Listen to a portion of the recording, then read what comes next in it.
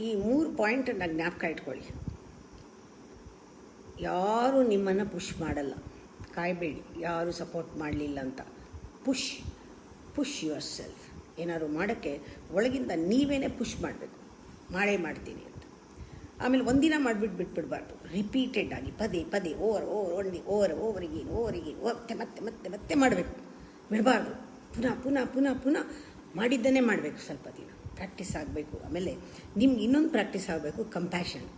ಬೇರೆಯವ್ರ ಮೇಲೆ ಅನುಕಂಪ ತೋರಿಸಲಿ, ಫಸ್ಟು ಸೆಲ್ಫ್ ಕಂಪ್ಯಾಷನ್ ಬರಬೇಕು. ಇದು 3: ಪುಷ್ ಮಾಡ್ಕೊಳ್ಳೋದು, ಪದೇ ಮಾಡೋದು, ಕಂಪ್ಯಾಷನ್ ಇರೋದು. ಮಧ್ಯದಲ್ಲಿ ಏನೋ ತಪ್ಪು ಮಾಡ್ಬೋದು, ಕಿರ್ಚಾಡ್ಬೋದು, ಕೂಗಾಡ್ಬೋದು ಮಕ್ಕಳ ಮೇಲೆ. ಏನೋ ಒಂದು ತಪ್ಪಿಗೆ ಎಲ್ಲ ಬಿಟ್ಕೊಡ್ಬೇಡಿ. ಈಗ ಒಂದು ತಪ್ಪು ಮಾಡಿ ಎಲ್ಲ ಎಸ್ಬಿಡ್ತೀರ. ಅಯ್ಯೋ ಇಷ್ಟೆಲ್ಲ ಮಾಡಿ ಹೊರಟೋಯ್ತು, ಖಂಡಿತ ಹೋಗಿಲ್ಲ. ಇದು 3 ಮಾಡಿ ಮುಂದಕ್ಕೆ ಹೋಗ್ತಾ ಇರ್ತೀರ, ಪ್ರೋಗ್ರೆಸ್ ಇದೆ.